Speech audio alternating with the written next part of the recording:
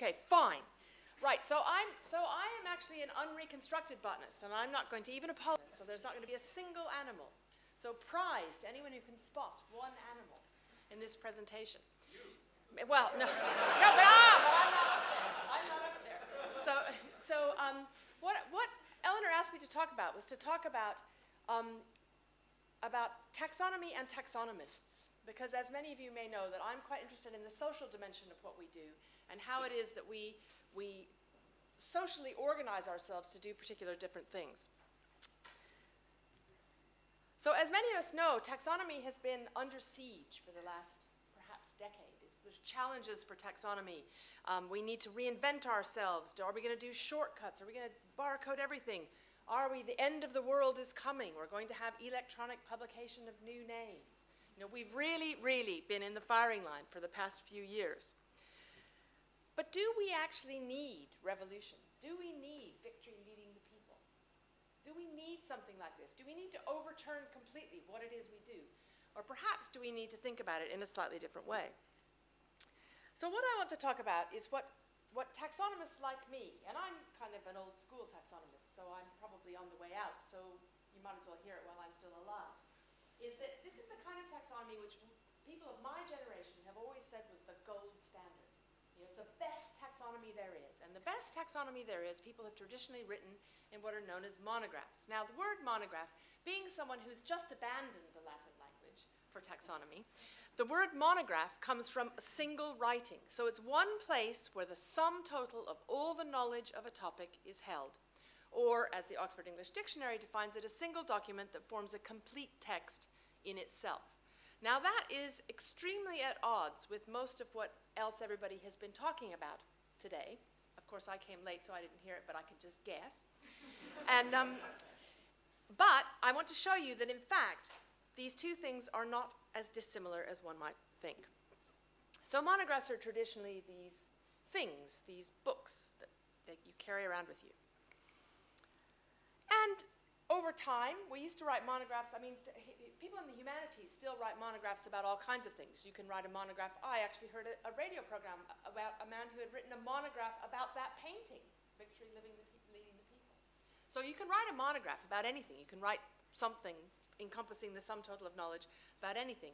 In taxonomy, we have tended to today write monographs about monophyletic groups, so things that are all each other's closest relatives. Now, this wasn't necessarily true as long ago as 25 or 30 years ago. People weren't so worried about the fact that they had all the closest relatives of something. People might write a monograph to the weevils of Central America, who may in fact not be each other's closest relatives. So we have this concept of monophyletic groups.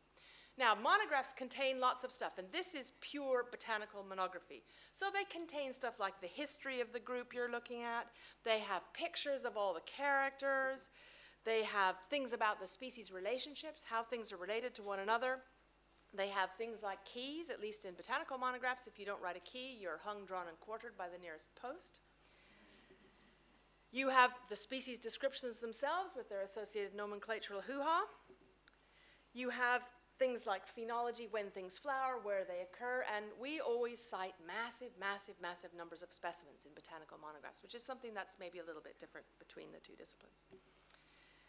We also have pictures and maps, and so, you know, you can see why a monograph got the title monograph. It is a sum total of all the stuff we know. As technology moved on and we were able to look at more and more different characters, we included other stuff in monographs, things like chromosome numbers, things like pollen morphology.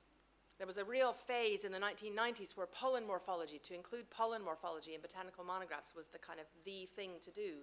And it was hard to get your taxonomic work published unless you had pollen morphology in it, regardless of whether it was interesting or not. And now, they feel that you have to include a phylogenetic tree. Whether or not it's any good, whether or not it's based on data that you have any confidence in, you've got to have a phylogenetic tree in your monograph, or it's not a proper taxonomic work. So as time goes on, that which becomes the single sum total knowledge of everything is incrementally getting bigger and bigger and bigger and bigger.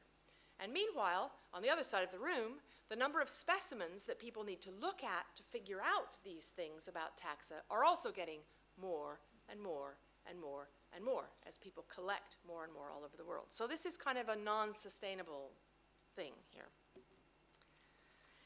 So Chris, I shall apologize to you yet again for using, it's just my favorite slide.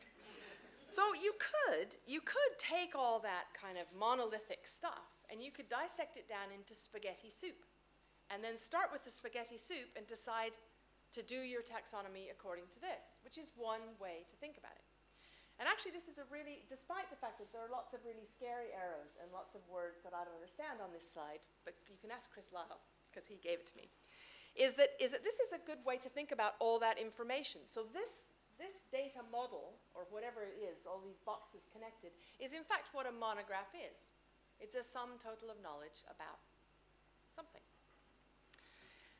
But I decided in my work to go about it in a slightly different way because I don't understand things like this. I get confused when the arrow goes more than one way and I just don't get it. So I decided to go about it in a slightly different way in a big project that I was involved in that was funded by the National Science Foundation of the US, which is a planetary biodiversity inventory project whose goal was to provide an online taxonomy of all of the species of the plant genus Solanum, to which tomatoes and potatoes and eggplants and lots of other quite cool things belong.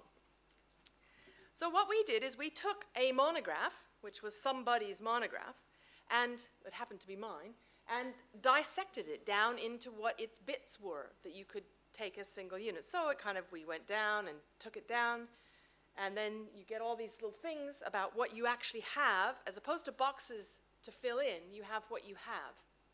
So it's a kind of different way of filling those boxes in. You don't do it de novo. You take what you already have. And then you have a kind of model which involves another set of rather scary arrows all going between things. But when you look at that data model and think about what you do as a taxonomist, you can look at all these different things, and that's kind of lots of things to do, and it's a bit scary. But actually, you only need a taxonomist for 3 of those things. You need a taxonomist to decide what the species limits are going to be, the taxon concept. You need a taxonomist to identify specimens in the absence of a good key. I mean, keys are never perfect. Taxonomists are usually much faster than people using keys. And you need some taxonomist to decide what the taxonomic status is, a kind of nomenclatural thing about what the status of what this particular thing is. Is it going to be a genus? Is it going to be a species? Is it going to be a family? What is it going to be? All that other stuff, like things associated with publications, with people, with where things come from, digitizing specimens. You don't need to be a taxonomist to do that sort of thing.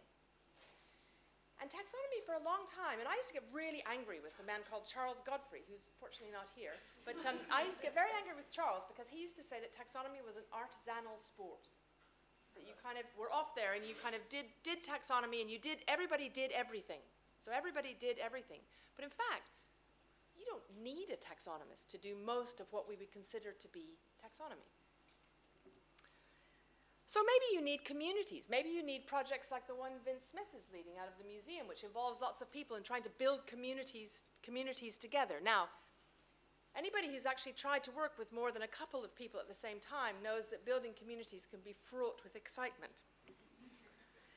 We have lots of community projects. There's things that went on under the European Distributed Institute of Taxonomy, EDIT. There's, Palm Web is one example of that. There's the project I was involved in, Solanacea Source, funded by the NSF. There's loads of zoological examples as well, but I'm lazy and I'd made this slide earlier and didn't decide to do another one.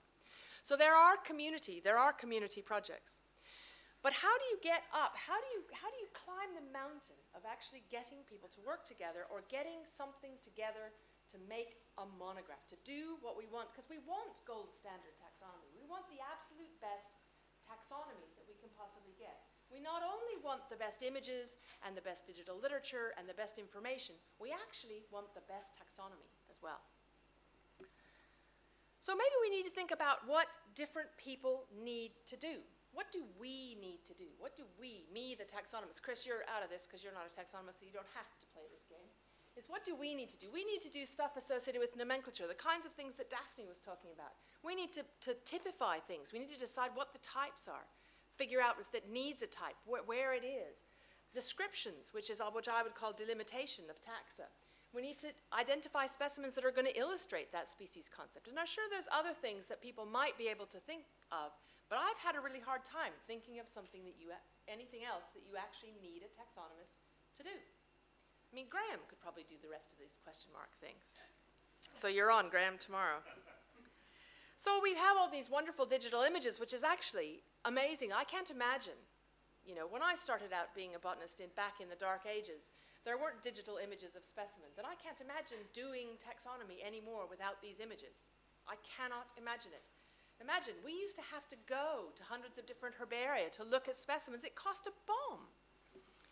We have things like synonymized lists. 70%, it takes a specimen 70 years in the herbarium before it becomes described as a new species, on average. Specimens, so there are more new taxa in collections, possibly, than there are in the wild. So the collections are actually a really important thing to get into a digital environment so people can share them. Databases have become really important, and I think here's something that people often don't remember Frank Bisbee for, is we all remember him for the Catalogue of Life. But Frank was the person who started botanical databasing with ILDIS, the International Legume Information Service. Data and Information Service, I think that's what ILDIS stood for. But he was the botanist who basically just said, right, we're going to do this. We will database names and start this, and it really started with him. Getting that information is really important, and I put this here because when I first came to the Natural History Museum a long time ago, I shared an office with Rod Page. and I remember we were sitting in there at our little desks and doing whatever it is. Rod was kind of doing things with lice, and I was doing things with some of the plants. Not that lice are plants, but you know what I mean. And someone came up behind us and said, oh, it's so nice to see people using computers in taxonomy. So that either dates us or means the field has moved extremely quickly. But the use of computers in taxonomy is really, really, really important. But there are many, many places in the world where you have your own laptop and you're doing your information, but you have no access to the outside world with that. So there's no internet access. There's nothing. So I couldn't, in a herbarium, you can't access BHL or BHL Europe or the Global Plant Initiative. And so all that information is essentially opaque to you. And it's actually oftentimes opaque to those taxonomists working in those institutions as well. So that's something to think about as we trundle towards global digitization. So other essential elements in a monograph, in the gold standard of taxonomy, is things like specimens that need to be in a database, or they need to be somewhere where somebody can find them. I mean, there's no point in having all these specimens in the cupboard and saying, I looked at all 3,575 million of those, and so therefore my stuff is better than yours. Unless you actually can that's what makes science repeatable. Making science, taxonomy is a science because it's actually repeatable using the same evidence that taxonomist A used, taxonomist B can use to repeat the study. Distributions, illustrations, molecular data, phylogenetics, protologs, things that come from BHL, all that kind of stuff, that doesn't have to be done by taxonomists. It doesn't even have to be collated by taxonomists. It can be collated by computers. I mean, Rod has iSpecies, which would take all these things and pull them all together with my name that I said this is a good species, and I would have a taxonomic treatment. Even specimens can come from people who aren't taxonomists. And they don't have to be specimens, actually. This is me doing an experiment with Charles Godfrey from Oxford University and sending him out with to say, Charles, you know what a solanum looks like. Take pictures. And then to give me the georeference points. And actually, 95% of the pictures he took, I could identify to species. And that we're lucky in flowering plants. I mean, flowering plants are really easy. But what's great is then you have data. You have occurrence data, the same kind of data that Dave Remsen was talking about for birds. You can get those for plants very easily. Sometimes you can have specimens which are molecules only that will become DNA sequence, and no herbarium specimen that we traditionally think of as that 3D thing. It's even a thing in silico, a specimen in silico, accompanied by an image. And there are lots and lots of places with which to link to get data which can make a monograph actually a lot more than a mere taxonomist could do. We have lots of, our names, as Dave was saying, connect out to all kinds of things. And those data are kept by other people in other systems and for other purposes, but they're useful to someone who wants to know, who wants to look at that monographic concept of the sum total of everything about a particular thing. And I would say that we need to perhaps not think about the sum total of everything of a particular species, but instead start to think in terms of monophyletic groups.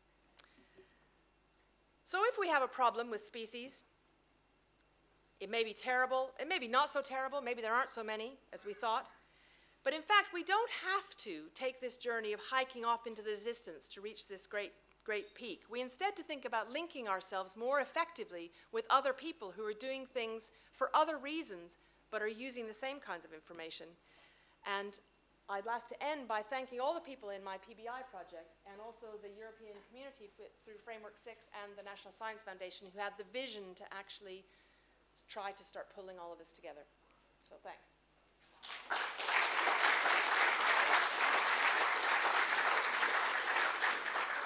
Can I make one comment? Yes. What is your reaction of using another group thing, the public thinks of it, the Encyclopedia of Life, which will automate and grab stuff, GBIF, put up maps, grab stuff from DHL. Brilliant. Grab stuff from Yep. I'm the first person. All it needs Yeah. is scientific content, Yep. scientific editing. All the data from this project that we did was the very first data which populated the Encyclopedia of Life. It was among the first data sets that populated the Encyclopedia of Life, and so we work quite closely with the Encyclopedia of Life. Encyclopedia of Life doesn't do what I want it to do yet. And so until it actually, and I'm not prepared to wait around. I mean, in the same kind of way that the Missouri Botanical Garden was not prepared to wait around for somebody to invent the perfect database system before they started Tropicos. And because they didn't wait around, that means Tropicos has a bazillion things in it. Now, there's bits of Tropicos which are quite good and lovely, and there are bits of Tropicos which are pretty horrible. Well, vanishingly small, says Chris. But I actually found some, so I've been doing a checklist of things, and I found loads and loads of mistakes in Tropicos. But that's fine, because you can correct mistakes in Tropicos. Easy peasy. You don't have to be vetted by somebody as a kind of certified, allowable corrector. You can just kind of send an email and say, hey Jim, you know, the correct publication date on this is 1873, not 1893. And then you get an email back from a real person that says, hey, thanks, Sandy.